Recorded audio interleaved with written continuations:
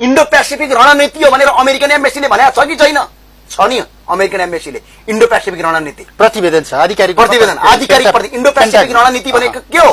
नेपालमा बस्ने, जातीय हिंसा गर्ने, धर्मको हिंसा गर्ने, नेपाललाई अशान्ति फैलाउने र यहाँको युरेनियम धातुहरू साराका सारा लुटेर लग्ने र चाइनामाथि अट्याक गर्ने, भारतमाथि अट्याक गरेमा यो देशलाई अफगानिस्तान बनाउने भने होइन। यो कुरालाई डिबेट गर्न तयार हुनुहुन्छ? शेरबहादुर देउवालाई मेरो खुला चुनौती हो, नेपालको कुन अदालतमा, कुन सार्वजनिक फोरममा, खुल्ला मञ्चमा तपाईसँग बहस गर्ने क्षमता राख्छौँ हामी? ज्ञानेन्द्र बहादुर कार्कीलाई पनि ठाडो चेतावनी हो, ल आउनुहोस्, नेपाली जनताका अगाडि बहस गर्नुहोस्, छलफल गर्नुहोस्, अनि यदि सही रहेछ भने पारित गर्नुहोस्। संसदबाट पारित गर्ने, संसदबाट पारित गरे भने कानून बन्दैन? जनतालाई लाटा र गाडा सम्झिने अनि यो पारित गर्ने, अनि नेपाली कांग्रेसले म नेपाली कांग्रेसको कार्यकर्ता हुँ भनेर गौरव गर्ने, शेरबहादुर देउवाको कार्यकर्ता हुँ भने अब गौरव गर्ने। यदि एमसीसी पारित गर्छन् भने शेरबहादुर देउवाको कार्यकर्ता हुँ भनेर यदि कुनै पनि कांग्रेसीले यदि गौरव गर्छ भने यो देशको सबभन्दा ठूलो राष्ट्रघाती त्यो हुनेछ। अब यो भन्दै गर्दा सदनले मजाक गर्न खोजेको हो, यो कुनै हालतमा स्वीकार्य हुन्न। यो सदन थाहा होस्, यो सत्ता पक्षको सदन होइन, यो प्रतिपक्षको सदन हो। त्यसकारणले प्रतिपक्षको उपस्थितिलाई सत्ता पक्षले दादागिरी देखाउन नखोजोस्, हटाउने भए प्रधानमन्त्रीले बोलेको पनि हटाइयोस्। माननीय सदस्यहरूले दादागिरी देखाउन पाइँदैन, यो बोल्ने अधिकारमा कुण्ठित गर्न पाइँदैन। यो नियमावलीको पालना गरियोस्। यो म यसका निम्ति चाहिँ जोड गर्न चाहन्छु, यो दादागिरी स्वीकार्य हुन्न। सामान्य सभामुख महोदय, यति पनि व्यङ्ग्य सहन सक्दैन र पेलेर सत्ता पक्ष जान खोज्छ भने यो सदन थाहा होस्, यो सत्ता पक्षको सदन होइन, यो प्रतिपक्षको सदन हो। त्यसकारणले प्रतिपक्षको उपस्थितिलाई सत्ता पक्षले दादागिरी देखाउन नखोजोस्, हटाउने भए प्रधानमन्त्रीले बोलेको पनि हटाइयोस्।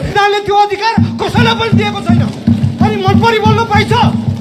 कसले भन्यो मैले आज चुनौती? यो संसदमा भैँसी चढेर आएको भन्ने शब्द असंसदीय शब्द हो, यो रेकर्डबाट हटाइयोस् र यसरी प्रश्न नगरियोस्, मान मर्यादा नगरियोस्। परराष्ट्र मन्त्री त्यो फेसबुकमा आएको कुरा हामीलाई थाहा छैन भनेर देशको सिमाना अखण्ड भारत भनेर हालेको विषयमा बोल्नुहुन्छ। यस्तो संवेदनशील विषयमा 1 मिनेटमा टुङ्ग्याउनुहोस् भनेर के यो सदनमा मजाक चलेको छ? भैँसी चढेर आएको भन्ने शब्द यो रेकर्डबाट हटाउनको लागि म सचिवालयलाई निर्देशन दिन्छु।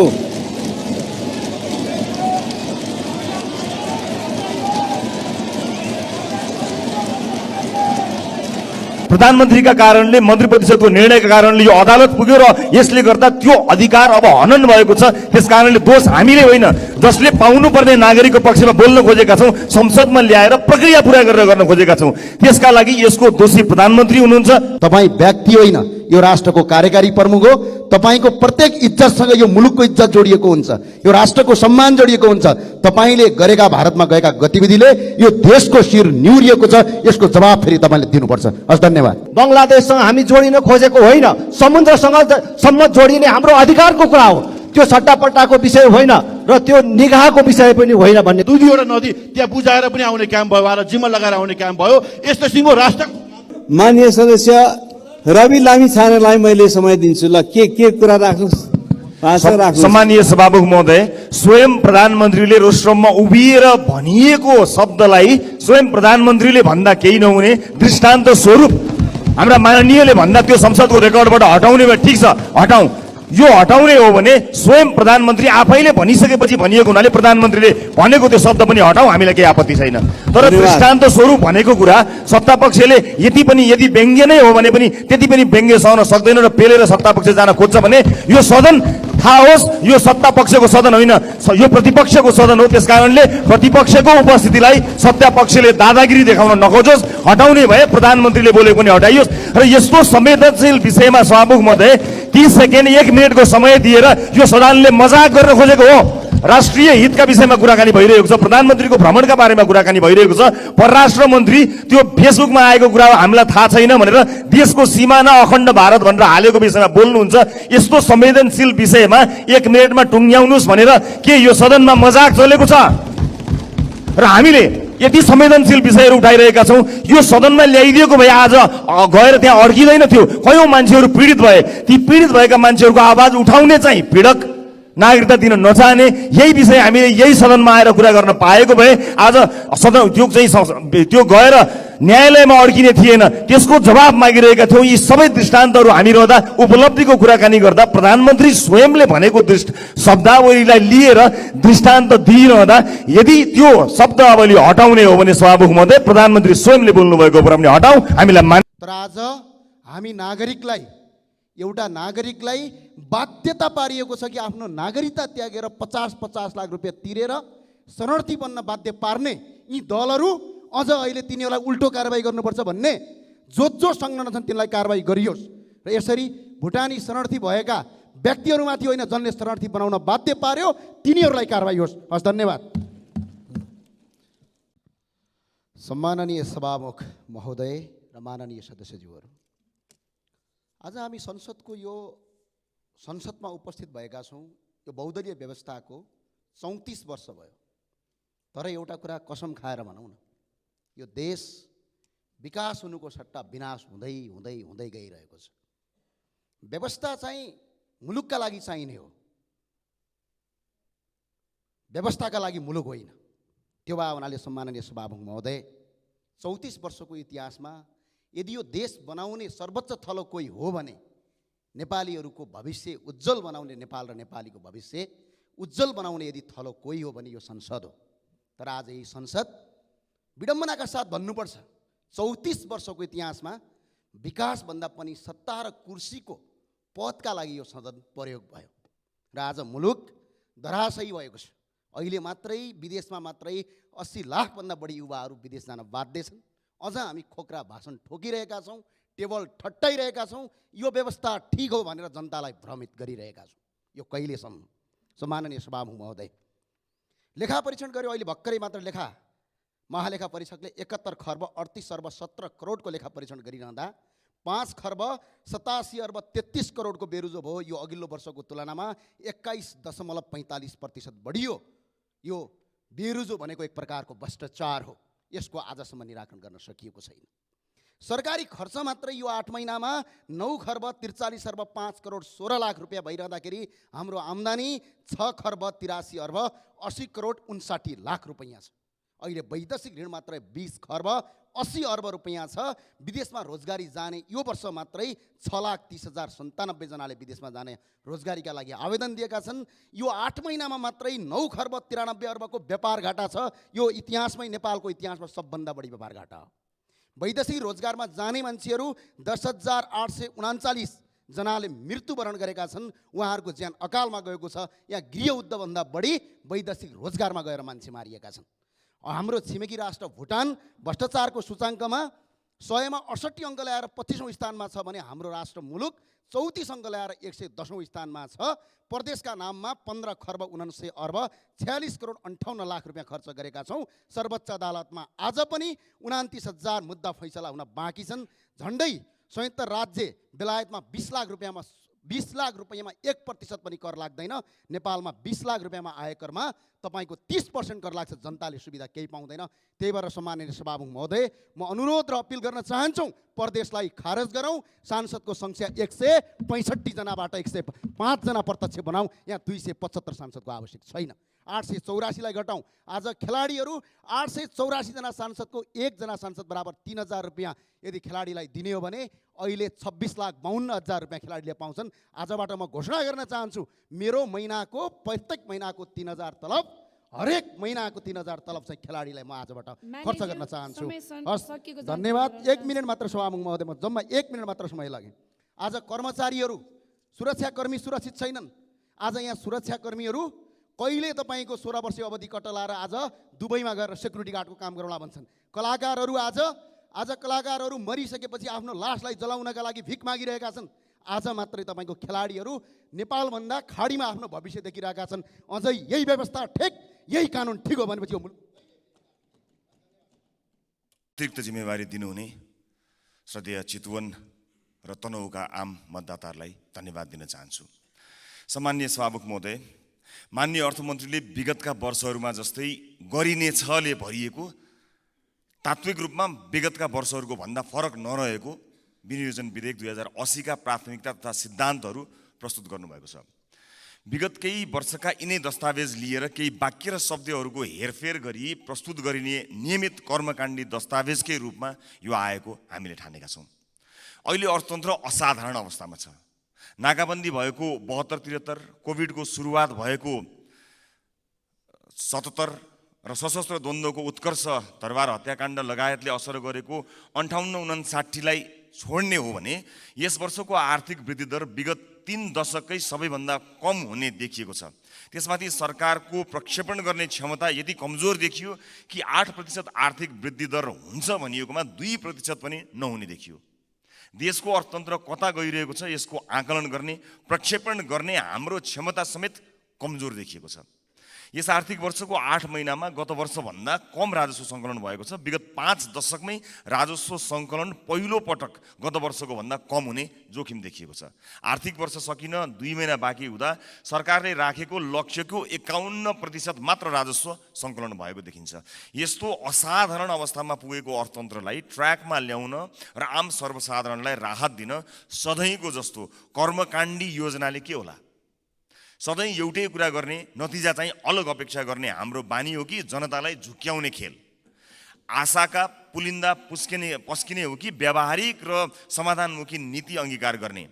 असफल नीति र प्रक्रियालाई निरन्तरता दिने कि नयाँ र सृजनात्मक प्रक्रिया अवलम्बन गर्ने? वर्षेनी गरिनेछ भनिने तर पुरा नगरिने बजेटले राज्यप्रति जनताको विश्वास कसरी बढाउँछ? सम्माननीय सभामुख महोदय, माननीय अर्थमन्त्रीज्यूले अर्थतन्त्र र बजेट प्रणालीमा देखिएका विद्यमान समस्या र चुनौतीहरूलाई धेरै विश्व आर्थिक घटनाहरू र केही आन्तरिक कारणले गर्दा भन्नुभएको छ। तर वास्तविकता त्यस्तो होइन। वास्तविकता ठ्याक्कै उल्टो हो। धेरै चाहिँ हाम्रो आफ्नै आन्तरिक कारणले र थोरै चाहिँ बाहिरी कारणले हो। हाम्रो आफ्नै राजनीतिक व्यथिति, विसङ्गति र सङ्गठित रूपमा राजनीतिले गरिरहेको भ्रष्टाचारको कारण हो। योजनाहरू समयमा पुरा नहुनु र पुरा भएका योजनाहरूले पनि आशातीत प्रतिफल नदिनु, वित्तीय क्षेत्रको स्रोत अनुत्पादक क्षेत्रमा बढ्नु, गैरकानुनी व्यापार, तस्करी, कर छली बढ्नु सरकारी संयन्त्रको असक्षमता र बेइमानीको कारण हो। बाह्य कारण देखाएर हामी उम्कन मिल्दैन। समग्रमा विनियोजन विधेयक 2080 का सिद्धान्त र प्राथमिकता पनि विगतका असफल आर्थिक नीतिको निरन्तरता हुन पुगेको छ। यसले नेपाली समाजको आजको समस्याको समाधान दिने देखिँदैन। सङ्कटग्रस्त नेपाली अर्थतन्त्रलाई सुधार गरेर देशको आर्थिक अवस्था बलियो बनाउने खालको यो बिल्कुलै छैन। सभामुख महोदय, अब म यस विनियोजन विधेयक 2080 का प्राथमिकता तथा सिद्धान्तहरूका सन्दर्भमा केही सुझावहरू राख्ने अनुमति चाहन्छु। असाधारण समय छ, स्रोतको सीमितता छ। यसपालि असाधारण रूपमा साधारण खर्च कटौती गरौँ।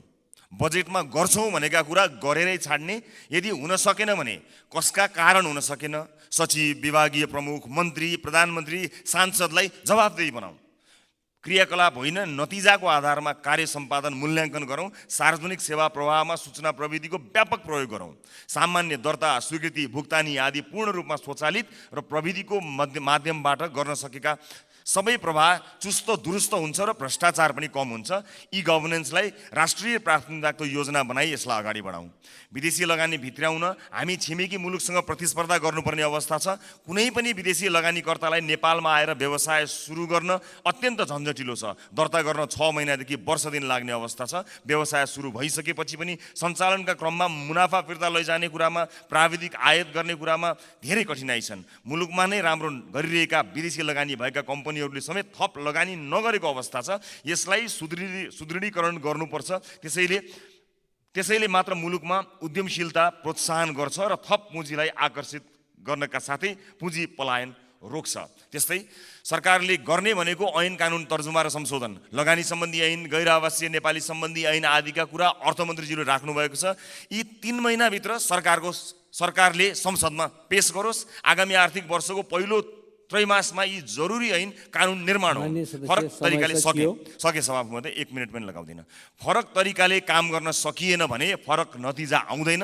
अहिलेको सङ्कटबाट मुलुकलाई पार लगाउन माननीय अर्थमन्त्रीज्यूले विनियोजन विधेयकमा के फरक प्राथमिकता र सिद्धान्त लिनुभएको छ, यो संसदलाई विस्तृत व्याख्यासहित जवाफ दिनुपर्छ। माननीय अर्थमन्त्रीज्यूले प्रस्तुत गर्नुभएको विनियोजन विधेयक 2080 का सिद्धान्त र प्राथमिकताबाट हामी कति पनि विश्वस्त हुन सकेका छैनौँ। सम्मानीय सभामुख महोदय, जाँदा जाँदै म मेरो निर्वाचन क्षेत्रमा भएको दुःखद घटना यो शङ्कर कणेल आत्महत्या प्रकरणको छानबिन होस् र न्याय मिलोस् पीडितलाई भन्ने कुराको आवाज पनि उठाउन चाहन्छु। र अहिले भएको भ्रष्टाचारको यो काण्डमा, शरणार्थीको काण्डमा यो ताप्केको बिँड तात्यो, ताप्दै गरेको ताप्के चाहिँ सेलाएको छ। यो ताप्के नसेलाओस्, सिङ्गो देश र अन्तर्राष्ट्रिय समुदायले हेरेको छ। दोषी कोही पनि नउम्कियोस्, मिलिजुली एकअर्कालाई जोगाउने काम नहोस्। हामी यसलाई अत्यन्त नजिकबाट निहालिरहेका छौँ भन्दै बिदा चाहन्छु। धन्यवाद।